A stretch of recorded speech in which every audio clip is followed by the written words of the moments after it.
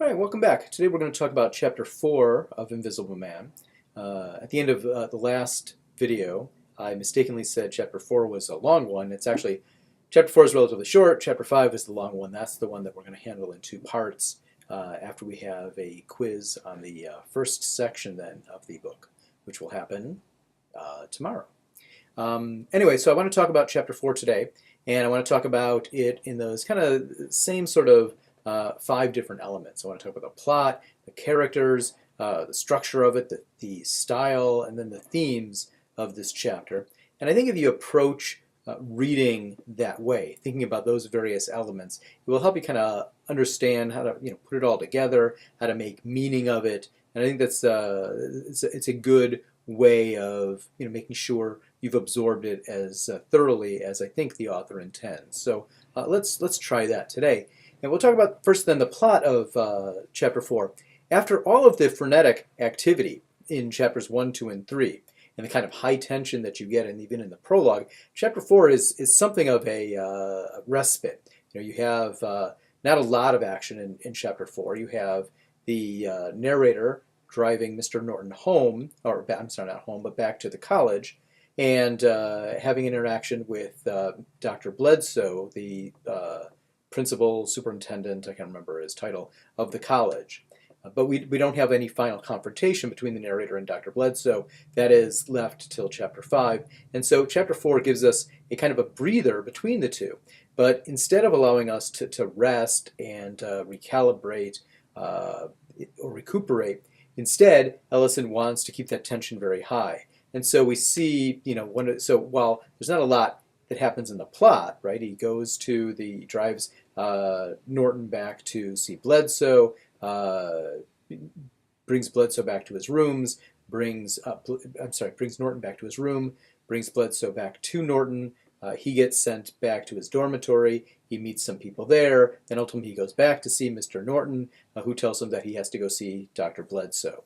And so there's not a lot of exciting action. Instead, what you get is a lot of rising tension. The way Ellison has structured this this chapter is he keeps this anxiety growing. And so we have at the beginning we were dreading this confrontation, this interview between Dr. Bledsoe and the narrator. At the end of the chapter, we're still dreading it. And if anything, our tension over that, our dread of it, has grown just, of course, as the narrator is feeling himself. So once again, we see Ellison trying to have the reader experience empathetically or vicariously or in parallel what the character himself is feeling. So we get that same, so there's an entire chapter then devoted to just making us worry. And that is, and when you think about it, Ellison now has two different modes that he can write in.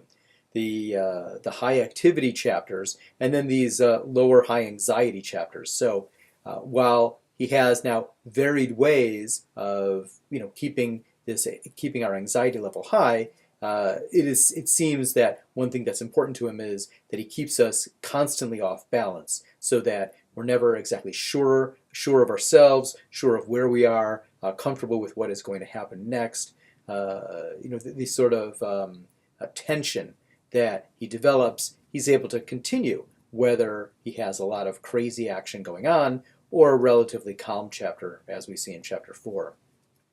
In this chapter, we get a chance to see more of Dr. Bledsoe than we've seen before. And so it's a good opportunity to talk about character. Obviously, we've had an opportunity to assess the narrator's character, and we see him once again divided between these various impulses. On the one hand, we see him, we've seen him wanting to rebel, but in this chapter, we see him wanting to conform.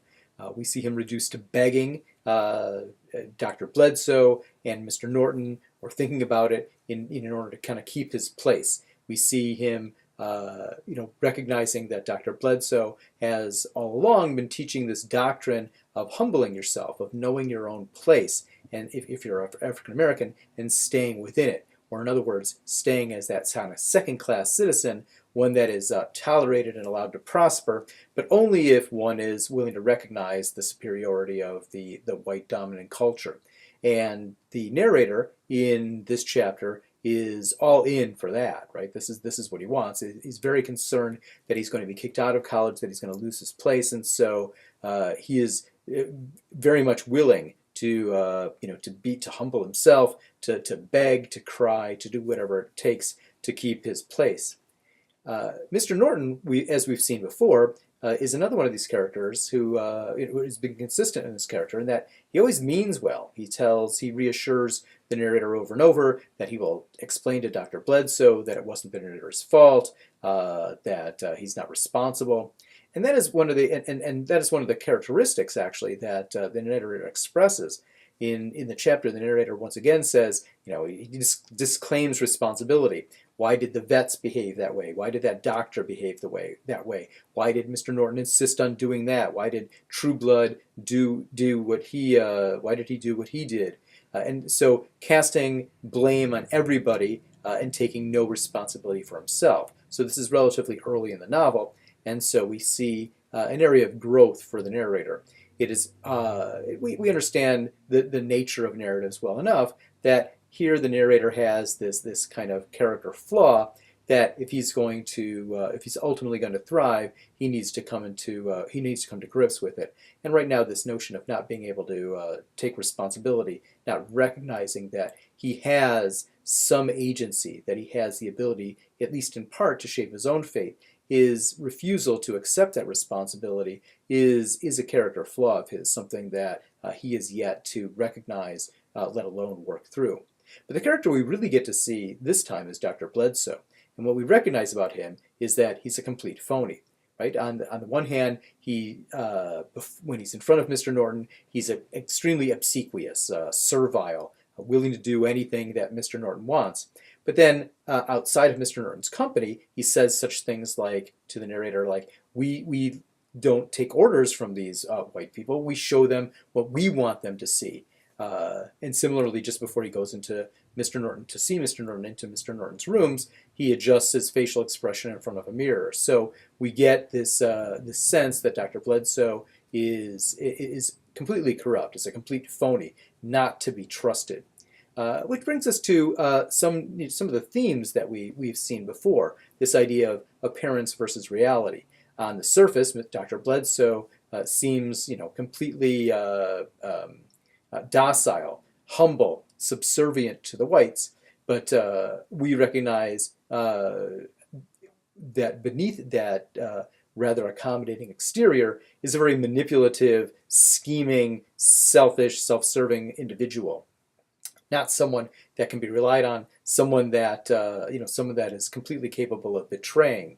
And that's important because the narrator right now is in a position where he very much needs to trust in people who have power over him. He needs to trust that Mr. Norton's going to make this okay. He needs to trust that Dr. Bledsoe is going to take care of him. And so it's important to, for us as readers to recognize, well, who are the trustworthy people here? And is the narrator mature enough, wise enough to correctly repose his trust? Is he trusting in the right people? And then in addition to that, we see the narrator also struggling with his identity. Who does he want to be? Who is he? Is he, he says, for example, in kind of this internal monologue, he wants to assure Mr. Norton that he's not like those other black people, like the veterans at the Golden Day or Trueblood, that he hates those people, and he's very much exactly like the sort of person Dr. Bledsoe and Ralph Waldo Emerson and Dr. Norton want him to be, the kind of person who will work hard and act white. And so we see the narrator struggling with that as well. So there's another theme that we've seen. So we've got appearance versus reality. We have this question of identity. And then we also have this other theme of this idea of revolution, upsetting the status quo. And we see that in this once again, when the narrator reminds us what is with that doctor who was able to turn those sane men, those sane vets, insane, drive them crazy with all sorts of desire to overthrow authority. So those three themes we see once again being touched on in this chapter. And then finally, it's probably worth spending once again some time thinking about the style. we see in this chapter once again the same sort of color scheme imagery that Ellison uses over and over. A lot of white imagery and black imagery. We also see some gray imagery and a lot of red imagery. The white obviously connotes, the white power structure. So white is the white line in the highway that tells you where you can and cannot go, or the white pillars that uphold society or uphold a building. You also have the white world when there is frost or snow on the campus. So the idea of white as a dominating image, always connoting something strong and powerful, is the color scheme that Ellison has been using throughout. Similarly, there's a lot of red, which obviously connotes something more alarming and often blood. And so keep an eye on his use of colors. Through the first 4 chapters, he seems to be telling us, these are things, because I keep using these over and over again, I kind of want you to pay attention to them. So let's do that. In addition, he also uses some metaphors here. We see once again, I think it's on page 103 of the edition that we're looking at, this one here.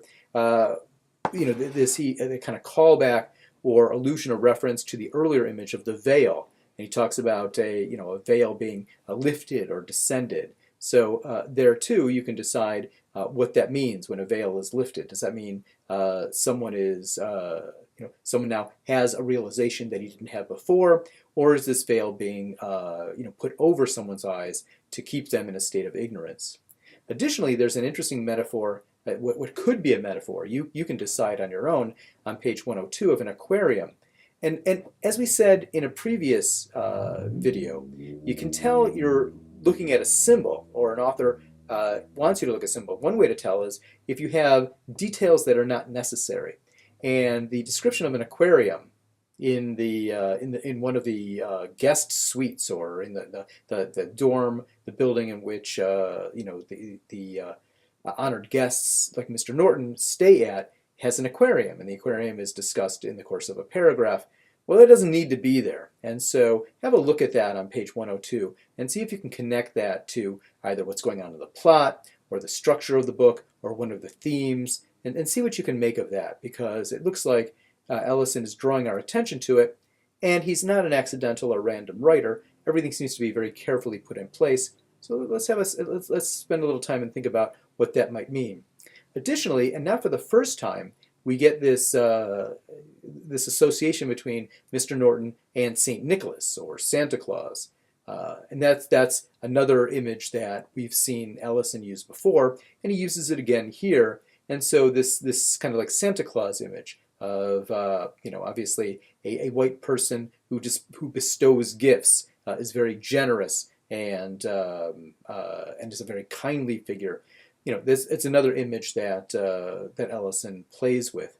So we see, in this chapter, although it is short, we see all the elements that, even in kind of like miniature, that Ellison has been working through. It gives us an opportunity to examine character, understand, he shows us how he structures the novel to keep things paced well, to modulate our anxiety level and the activity going on within the novel. We see once again a reinforcement of themes and the style that he uses, which we get a chance to see the artist at work. And all of these various elements, the plot, the character, the structure, and the theme, all of them in the hands of a good writer, and let's just posit that Ellison is one such writer, all of them serve to reinforce the themes. And in any book that you're reading, all the various techniques that a writer uses, the writer should be using them to help us understand what the takeaways are. What is this writer writing? Why is this writer writing this book? What are the main ideas this writer wants to get across? And all those various elements that the author uses, he or she should be using, and I think Ellison here does use those elements to reinforce the theme, to help us understand what this book is really all about. All right, so that's chapter 4. And now that we've read the prologue in the first 4 chapters, is a good time to take a break, assess what we've learned, and so think about the various things that keep cropping up from chapter to chapter. Those are obviously important to Ellison, or he wouldn't keep repeating them. Those are the larger structures, elements of the book, the larger ideas that he wants us to think about. Those would be, I think, good questions to consider, or good elements to consider in trying to anticipate what some good quiz questions would be. All right, so we'll have a quiz next time, and then we'll talk about Chapter 5.